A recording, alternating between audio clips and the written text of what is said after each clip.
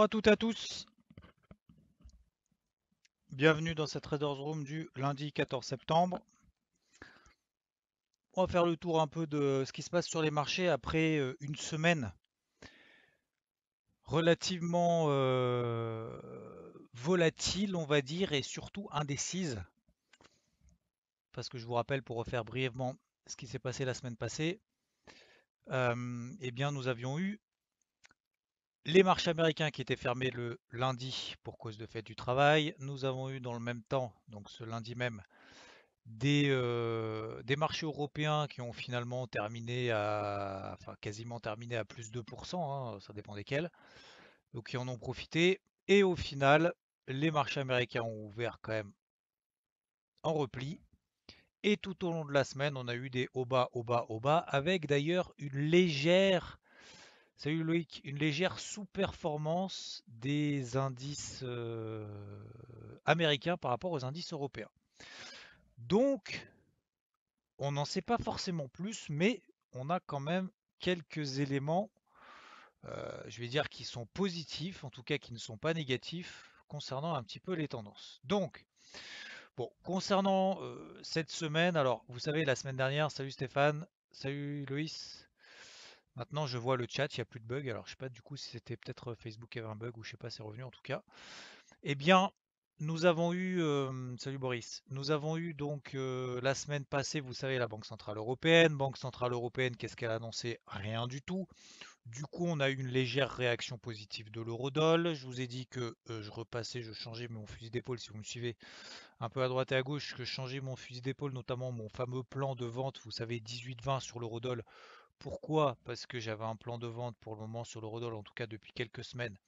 Suite au retour de l'eurodoll sous cette oblique ici, alors là je suis en données mensuelles, hein, donc une bougie égale un mois, vous voyez depuis 2008, donc ça fait 12 ans qu'on est en train de construire cette oblique baissière et du coup on est revenu là-dessus. Salut Pierre-Emmanuel. Donc j'avais pour le moment un plan de vente là-dessus et j'ai changé mon fusil d'épaule, notamment suite à la Banque Centrale Européenne. Je vais revenir après, je vous parle simplement, je vous plante un petit peu le décor et puis après on passera un petit peu de manière détaillée. Et donc la Banque Centrale Européenne finalement n'a absolument rien annoncé. Bon, voilà, petite réaction haussière de l'euro. Pour autant, on a les indices européens qui ont légèrement surperformé les indices américains.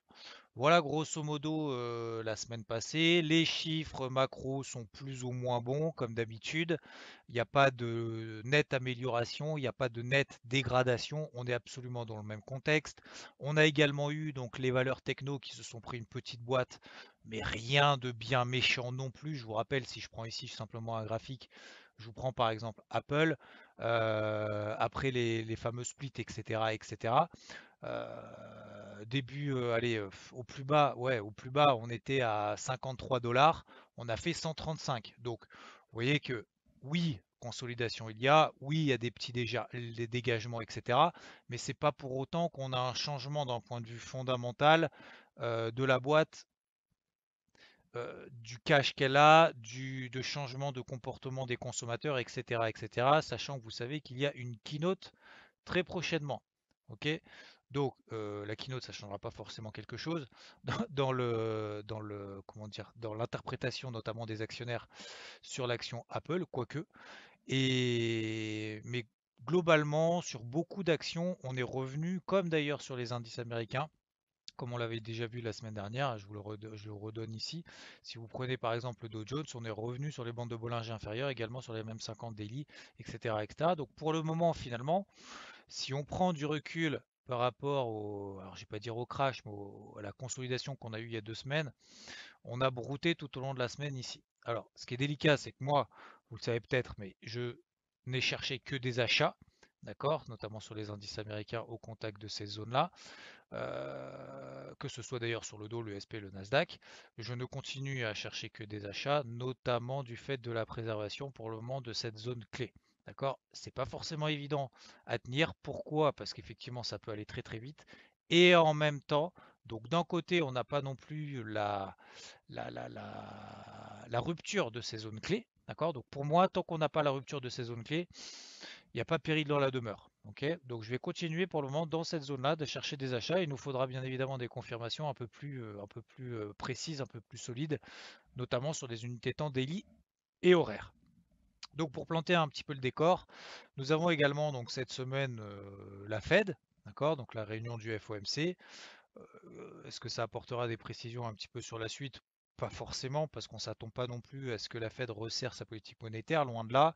L'accentue, je ne suis pas sûr que ce soit forcément le bon timing non plus, parce qu'il n'y a pas forcément de dégradation des conditions économiques, des perspectives, de la santé publique, etc., etc. Et donc, on n'attend pas grand-chose de cette réunion-là. Je vous rappelle que ça sera quand même mercredi soir, à suivre quand même d'un coin de l'œil, bien évidemment. Et on a également quelques publications à droite et à gauche, les ventes au détail, etc., etc. Mais c'est pas globalement une grosse semaine en termes de publications macroéconomiques, si ce n'est donc le FOMC, la BOE, donc la Banque centrale d'Angleterre, jeudi, et également la Banque centrale du Japon. Voilà, faut pas en attendre plus que ça. Pour le moment, les tendances se poursuivent, les tendances restent intactes et on continue un petit peu dans la même lignée. Maintenant, pour passer de manière un petit peu plus... Après, pour planter encore une fois et pour terminer là-dessus, pour planter un peu le décor. Donc oui, les technos, on a des phases de conso, mais il n'y a pas pour le moment, je vois pas spécifiquement de rotation sectorielle. Vous savez, la fameuse rotation sectorielle dont peut-être vous avez entendu parler et peut-être dont tout le monde parle un peu en ce moment en se disant, ça y est, on va sortir des technos et on va rentrer des valeurs pas chères cycliques ou des bancaires, etc., etc. Pour le moment, il n'y a pas véritablement de départ des valeurs massacrées. Pour le moment, toutes les tendances finalement qui ont été et qui sont encore haussières, notamment en daily, gardent le cap. Et inversement, toutes celles qui sont dans des phases de range, on a des accélérations, des échecs. On efface très rapidement ces accélérations haussières. Donc finalement, pas grand-chose n'a changé depuis la semaine passée, si ce n'est qu'on a eu ce mouvement un peu baissier qu'on a eu à la réouverture de Wall Street mardi. D'accord. Par exemple, si je vous mets ici, pardon, je vais vous mettre ici le SP500. On a eu la réouverture mardi et depuis, il ne s'est pas passé grand-chose. D'accord. Alors en intraday ou voire en scalping, il y a toujours un petit peu des trucs à faire, notamment si on aime bien les phases de range. C'est pas trop je vais pas dire ma spécialité, mais j'aime pas trop ces phases un peu d'hésitation, etc., etc. Donc je vais rester pour le moment dans le même schéma. Du coup, ça va me faire la transition parfaite. Le CAC, pour le moment, on est dans un range. 5050, c'était ma zone de vente depuis maintenant plus d'un mois et demi. J'ai inversé tout simplement mon fusil d'épaule depuis qu'on a eu ce mouvement d'accélération haussière mercredi. Cette bougie verte, si vous la voyez ici, cette bougie verte, pourquoi? En partant du principe que les US allaient tenir leur bas, leur niveau daily, MM50, bande de Bollinger, etc., etc., les bas de canaux ascendants. Deuxièmement, donc ce flux haussier, la tenue des indices américains. Et troisième élément, et pas des moindres, notamment ces fameux plus bas de plus en plus haut. Voilà, on a des plus bas de plus en plus haut, ce qui montre qu'il y a quand même une certaine pression, entre guillemets, pression acheteuse, c'est-à-dire que les acheteurs reviennent sur le marché beaucoup plus tôt que la précédente fois, etc., etc. Et ça continue dans cet esprit-là. Donc tout ça pour me laisser penser que il y a quand même des probabilités de plus en plus importantes. Plus le temps passe, plus la probabilité qu'on en sorte par le haut est peut-être plus forte, d'autant plus si on a des plus bas de plus en plus haut de manière régulière. Donc je pense qu'il y a quand même une sacrée palanquée de stop au-dessus des 5100, 5150. C'est la raison pour laquelle j'attends 5002 pour reprendre des positions à la vente et je ne vends pas cette zone là. Concernant le DAX, ce matin on a eu un, un gap haussier suivi derrière d'un flux baissier, d'un petit flux baissier, etc. Il n'y a pas véritablement de grands changements d'un point de vue daily. Vous voyez qu'on est voilà, dans un espèce. Alors, on a un range dans un gros range. Donc là, on avait le range des 12 000, 13 004. Et là, depuis maintenant quoi, ouais, 2 mois quasiment, on a un petit range 12 007, 13 003. Et vous voyez que dès qu'on tape ces zones hautes, tout de suite c'est vendu, il n'y a plus d'accélération, il n'y a plus de relais, etc., etc. Et quand bien même d'ailleurs on gap à la hausse, comme on avait eu la semaine d'avant, on a eu un gap aussi juste au-dessus de cette zone de résistance et tout de suite c'est enfoncé. Donc tout ça pour vous dire que vendre ces zones-là, je trouve que c'est un petit peu dangereux, même si, d'autant plus d'ailleurs que, d'autant plus pardon que les indices, d'autant plus que les indices européens surperforment par rapport aux indices américains. Vous voyez que les indices européens, eux, sont sur leur haut de range, leur niveau de plus haut depuis, on va dire, début du mois de septembre, voire de l'été. D'accord? Alors ça dépend des uns et des autres. Et si on regarde les indices américains, eux, ils sont plutôt en bas depuis allez, début du mois d'août quasiment, depuis mi-août. Donc les indices européens surperforment pour le moment sans véritablement accélérer. Et d'un autre côté, on a des indices américains qui sont quand même, je trouve, enfin c'est même pas je trouve, ils sont sur des niveaux d'achat. Donc ces niveaux d'achat, maintenant, comment les exploiter? Alors, soit on prend une position à l'achat et on met un stop tout simplement juste en dessous des plus bas, soit on attend encore quelques petites confirmations. Comment est-ce qu'on peut attendre des petites confirmations? C'est tout simplement sur... Alors attendez, je vais reprendre, je vais arrêter de switcher parce que c'est vrai que vous voyez mon graphique quand j'ai l'habitude de switcher comme ça super vite. Je vais prendre par exemple le Dow Jones. Hop, voilà. Je vais mettre ici en données horaires. Et en données horaires sur le Dow Jones, en fait, on a une oblique descendante. En fait, ça matérialise la tendance baissière qu'on a notamment en données horaires. Et on voit depuis maintenant le 4 septembre qu'on a des plus hauts de plus en plus bas.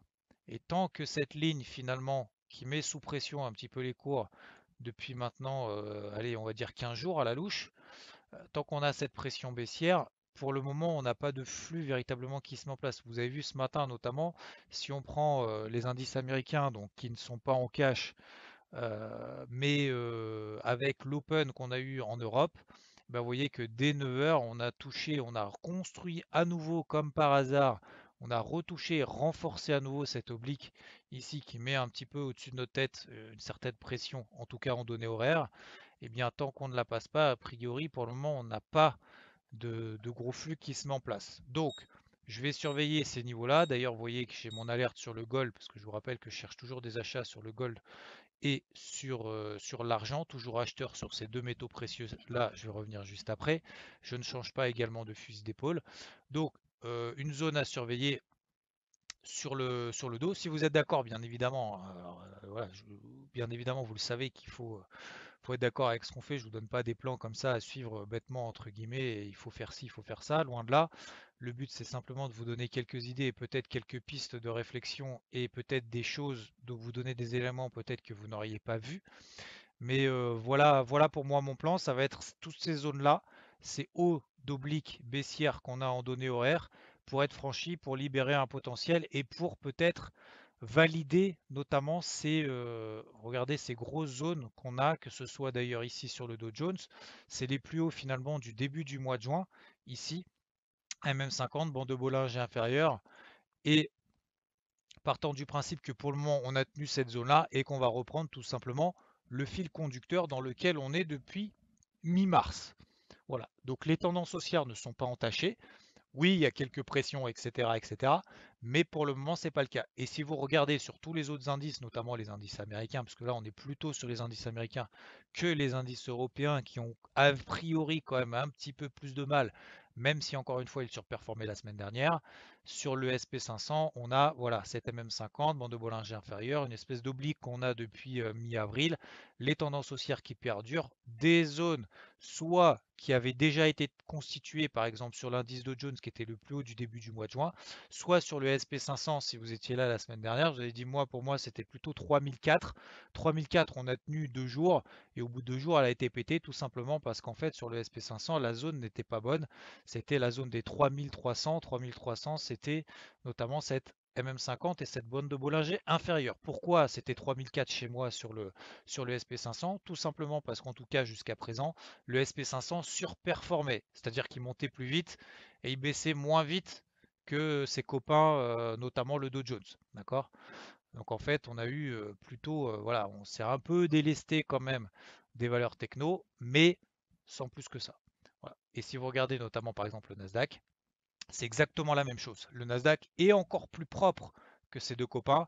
Si vous prenez les plus bas depuis mi-mars, vous voyez que on est pile poil MM50, bande de Bollinger inférieure, borne basse pardon, d'un canal ascendant, et également un niveau peut-être un petit peu plus construit, notamment constitué par les plus hauts du mois de juillet. Une fois, deux fois, finalement, tac, on sort par le haut, on fait le pullback, on repart, et puis finalement, on revient là-dessus. Voilà. Donc pour moi, on est dans des zones d'achat. tant qu'on ne pète pas les plus bas de la semaine dernière, pour faire très simple. Voilà. Un petit peu plus de confirmation à avoir par le débordement de ces obliques-là. Je vous mets ici l'oblique du Dow Jones.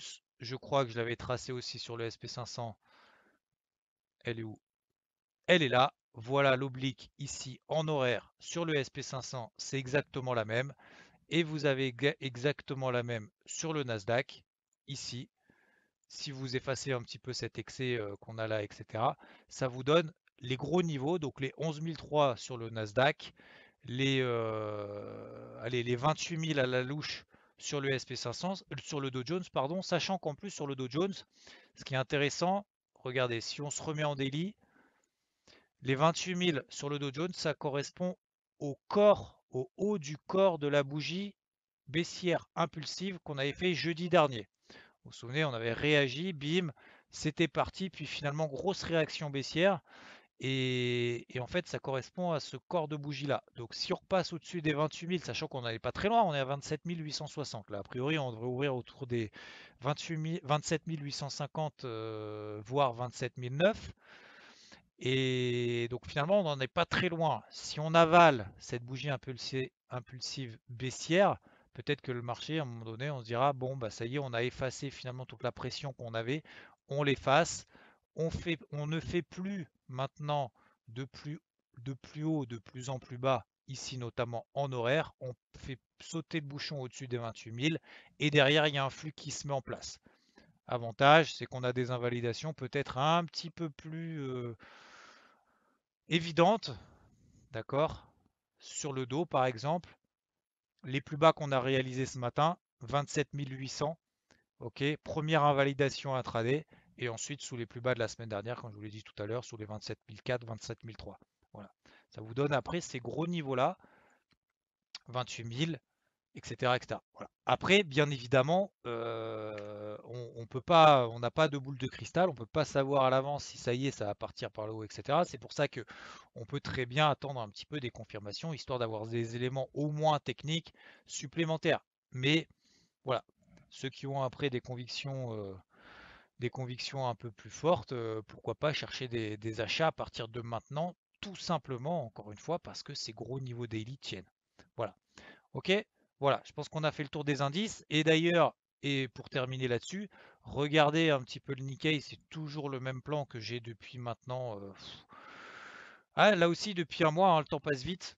On avait un range ici, ok? On en est sorti par le haut, d'accord? Et depuis, qu'est-ce qu'on a réalisé? On a réussi un autre range. C'est pour ça que je ne privilégie également sur le Nikkei. Alors, si on est adepte du Nikkei et qu'on aime bien trader la nuit, hein, ça peut être aussi intéressant. Pourquoi pas? Il y en a qui travaillent la journée et qui sont peut-être un petit peu plus dispo la nuit ou inversement. Et autant qu'on est au-dessus des 22 800, il n'y a aucun signal de faiblesse. Vous voyez, contrairement à tout ce qui s'est passé la semaine dernière et la semaine d'avant sur les indices US, que ce soit le SP500, le Nasdaq, etc., etc., ou même le Dow Jones d'ailleurs, vous regardez le Nikkei, il n'a pas bronché, hein. Donc lui, il surperforme à fond. D'accord. Et d'ailleurs, ça y est, hein, on a quasiment effacé tout ce qui s'est passé depuis qu'on a repéré la chauve-souris en Chine, hein. Donc vous voyez que on a quand même une belle surperformance pour le moment sur le Nikkei et une invalidation évidente en dessous des 22 800. Après, là où ça devient un petit peu plus délicat, et peut-être que vous vous posez la question, ok, mais pour quel potentiel? Ça veut dire que payer là, on vise forcément, et qu'on met une invalidation là en dessous, forcément, forcément, on a un objectif qui est quand même assez ambitieux. Je suis entièrement d'accord. Et c'est là où c'est un petit peu plus délicat, c'est de se dire quel objectif je me fixe pour quel risque. Se fixer à la rigueur, comment dire, avoir ces tendances bien ancrées et ces notions de surperformance ou performance, on vient de le faire. Je ne vais pas dire que c'est facile, mais au moins vous avez l'info, au minimum. Deuxièmement, le sens à privilégier, en tout cas me concernant, je privilégie l'essence notamment en daily. Bon, là-dessus c'est fait. Maintenant la question, ok pour l'invalidation, sous les 22 008. Maintenant, ça va être les objectifs. C'est-à-dire que là, si j'ai un objectif, notamment par exemple sur le Nikkei, et que je le paye maintenant 23 500 et que j'ai un stop en dessous des 22 800, il faut toujours se prendre une marge parce que sinon on se prend des mèches comme ça a été le cas ici 22 007, 22 006 même en dessous. Donc ça fait quand même relativement loin, ça fait quasiment 1000 points. Ça veut dire qu'on en vise au moins 2000 si on va avoir un ratio risk-reward quand même relativement sympathique. C'est là où ça devient délicat. Donc c'est pour ça que moi je pense qu'il faut raisonner intraday pur, ne pas avoir des objectifs trop ambitieux, ne pas non plus s'enflammer en disant ça y est, c'est parti, on va repartir en ligne droite. C'est absolument pas mon discours et d'ailleurs c'est absolument pas ma vision, mais c'est simplement pour le moment de vous dire que non, je ne me mets pas en face de tout ça, encore moins d'ailleurs du Nikkei qui est plus fort que ses homologues SP, Nasdaq, etc. etc. Et même sur le SP 500 et le Nasdaq, pour le moment, tant qu'on tient ces grosses zones-là, il n'y a pas de dégradation majeure. Par contre, oui, on passe en dessous des 3003 sur le SP, là ça commence à puer quand même sévère.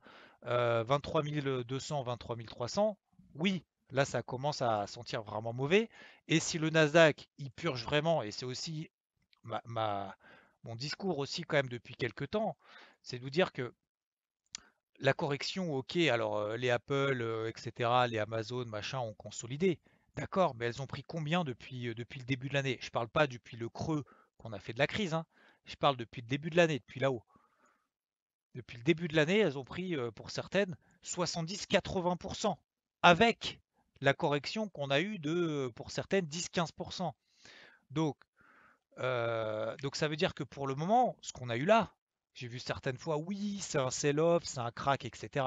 Mais absolument pas. On n'est absolument pas dans un sell-off. Un sell-off, déjà, c'est en tendance baissière. Alors là, la tendance baissière, j'en vois pas. Deuxièmement, un sell-off, c'est des grosses mèches, des grosses réactions baissières en fin de tendance baissière.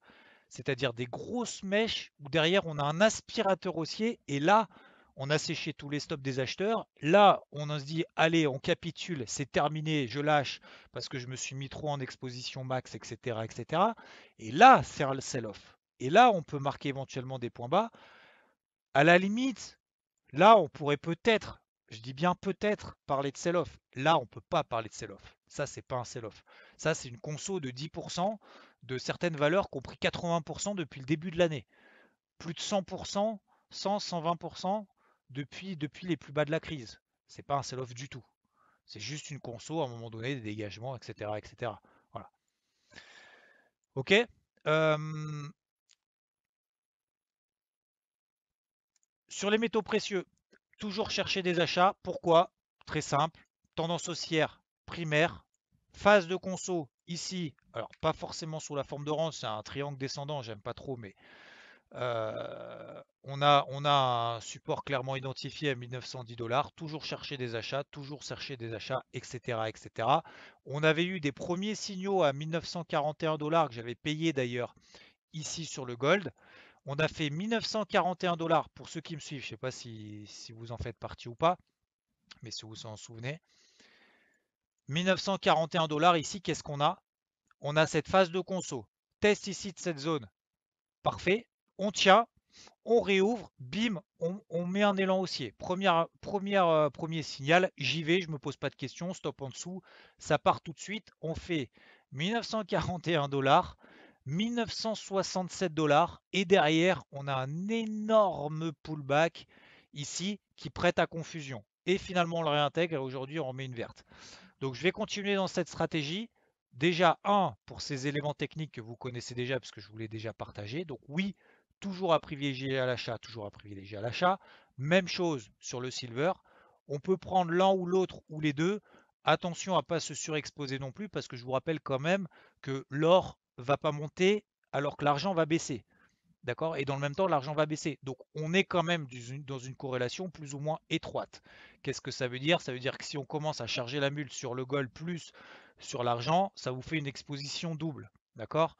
Donc, on peut prendre éventuellement les deux. Aujourd'hui, il y a le gold qui prend 0,8, 0,7 et l'argent qui prend 1,2%. Voilà. Après, c'est selon ses affinités, etc., etc. Mais c'est exactement le même principe pour ces raisons-là. Simplement technique. Tendance haussière, phase de latérisation sous forme soit de triangle descendant sur le gold, soit sous forme de triangle symétrique sur l'argent. Donc pour le moment, c'est positif. Tant qu'on ne donne pas de grosses impulsions baissières en dessous de ces grosses mèches qu'on a là, il n'y a pas plus d'inquiétude qu'à ça. Il faut continuer à travailler à l'achat. En tout cas, je continue à travailler à l'achat. Je ne me pose pas de questions. Deuxième élément, pourquoi? Parce que c'est ça. Ça, moi, je trouve que c'est important parce que ça, je vous en ai déjà parlé il y a 2, 3 semaines. C'est le dollar. Pour moi, le dollar, c'est quand même quelque chose d'important, notamment vis-à-vis des métaux précieux, parce que je vous rappelle qu'accessoirement, les métaux précieux sont libellés en dollars. Donc, d'un point de vue mécanique, quand le dollar baisse, les métaux précieux montent. D'un point de vue purement mécanique et, j'aime bien cette phrase d'ailleurs, toute chose égale par ailleurs, du coup ça fait monter les métaux précieux et tout ce qui est libellé en dollars, d'accord? Que ce soit le maïs, le blé, la carcasse de porc, etc. Tout ce qui est libellé en dollars, de toute façon, d'un point de vue mécanique, bien évidemment. D'ailleurs, l'eurodoll, d'un point de vue mécanique, si le dollar baisse, on a l'eurodoll qui monte. Euh, donc vous voyez cette tendance qu'on a sur le dollar index. Donc là, c'est équipondéré face au dollar, au yen, au dollar australien et à la livre sterling et à l'euro, je ne sais plus ce que j'ai dit, euro, livre sterling, yen et dollar australien. D'accord? Donc c'est 25% chacune. C'est plus représentatif que le dollar index, peut-être que vous avez l'habitude de voir un petit peu à droite et à gauche, qui lui est pondéré en fonction des échanges commerciaux avec les États-Unis. Donc vous avez quand même globalement beaucoup d'euros là-dedans. C'est pour ça que celui-là, moi, je trouve qu'il est plus représentatif. Euh, Concernant le dollar index, grosse tendance baissière et nous avons des phases comme ça de range qui sont, vous voyez, évidentes, qui sont en tout cas clairement identifiées. Et vous voyez qu'on a fait pile poil la borne haute de ce range-là, MM50, bande de Bollinger supérieure, et bim, derrière ça repart à la baisse. Donc du coup, ça favorise bien évidemment l'or et l'argent, et notamment l'eurodoll sur lequel je suis à l'achat. Je ne cherche que des achats même principe que sur les métaux précieux, notamment. Pourquoi? Parce qu'on a une tendance haussière forte. Un range latéral. J'étais short. Je ne cherchais que des ventes sous cette oblique baissière ici depuis 12 ans. Ok, 1,18, 1,20, je ne faisais que vendre, que vendre, que vendre, que chercher des ventes. Alors, ça n'allait pas chercher bien loin, hein, mais je veux dire, quand on prend à chaque fois 50, 100 pips et que voilà derrière après on se fait stopper ABE sur une moitié de position parce qu'on essaye de le laisser courir sur des unités de temps plus longues, etc., etc., ça permet de creuser un petit peu l'écart et voilà ce qu'on appelle un petit peu entre guillemets jouer des écarts. Et là j'ai complètement reversé ici mon fusil d'épaule depuis un 17,50, un 17,80. Pourquoi? Par cette configuration là, plus on tient le bas d'un range, plus j'estime que c'est solide et plus j'ai des probabilités, des statistiques qui vont en faveur d'une sortie par le haut de cette phase de range. Premièrement, ça c'est purement technique, hein. Au-delà que ça soit l'eurodoll, une action, un indice, ce qu'on veut, peu importe l'unité de temps, statistiquement, lorsque vous avez des phases de conso, vous avez plus de chances d'en sortir dans le sens de la tendance précédente que l'inverse. Ensuite, deuxième raison, et j'en ai parlé en intro, la BCE, la semaine dernière, Christine Lagarde, elle annonce rien du tout. Et en plus de ça, elle a même dit non, le taux de change à 1,20, ça m'inquiète pas plus que ça pour le moment. Alors, je pense qu'à 1,25, je pense qu'elle va un peu plus tirer la gueule. On n'en est pas là. Mais pour le moment, du coup, forcément, bah, les opérateurs, ils se sont dit, OK, ça veut dire que le bazooka, on ne met pas de nouveaux missiles dans le bazooka. Donc, ça favorise forcément une petite hausse également de l'eurodoll. Donc, pour ces deux raisons-là essentielles, pour le moment, je reprivilégie des achats jusqu'à à peu près un 17, un 19,50. À partir de un 19,50, je vais me calmer. D'accord? C'est-à-dire que là-haut, je ne vais pas acheter des accélérations ici et ici. D'ailleurs, là, je les vendais. D'accord? Là, au contraire, je vais laisser partir. Et une fois que j'aurai des signaux baissiers, d'accord? Des impulsions baissières, etc., etc., eh ben, je le revendrai plutôt dans la borne haute, pas loin. Voilà. Et le pétrole, rien à dire. Je serais tenté à chercher des achats si les indices américains repartent. Mais vous voyez que j'ai pas de zone clé pour le moment. Que ce soit le Brent, je vais enlever ces flèches parce que j'en ai partout là. Que ce soit le Brent ou le WTI, j'ai pas de zone majeure pour le moment. Ma grosse zone, c'est plutôt sur le Brent ici autour des 36. Donc si jamais, on sait jamais, hein, si jamais on retourne ici sur les 36, ça correspond à mes plus hauts ici qu'on a depuis le début du mois d'avril. Ça peut éventuellement permettre au moins au pétrole d'éviter de ressombrer dans les abysses comme il l'a fait en plein milieu de la crise où les cours du pétrole, vous vous souvenez, notamment le WTI, est passé négatif. Voilà. Sachant qu'en plus, normalement, enfin je dis bien normalement, c'est plutôt un indicateur de conjoncture économique, etc., etc. Donc normalement, je dis bien normalement, on ne devrait pas s'effondrer sur le pétrole alors que les indices tiennent. Donc si je suis plutôt acheteur d'indices, je vais être plutôt acheteur de pétrole, mais je suis pas sûr que ce soit vraiment là-dessus qu'il faille insister, d'autant plus que pour le moment, vous voyez en horaire, bah voilà, hein, on a quand même des poussées haussières et puis derrière, finalement, on repart dans le sens de la lignée, dans le sens de la tendance de fond. Voilà pour moi, messieurs, dames. J'espère que ce point vous convient. On a fait le tour. J'ai dit pas mal de choses. C'était assez intense. J'espère que ça vous va. Je vous souhaite à toutes et à tous une très bonne journée. N'hésitez pas après à poser vos questions, etc. ou quoi.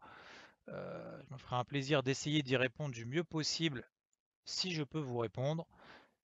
Et merci en tout cas, merci de votre participation. Je vous souhaite une très bonne journée, de très bons trades et je vous dis à la prochaine. Ciao, ciao.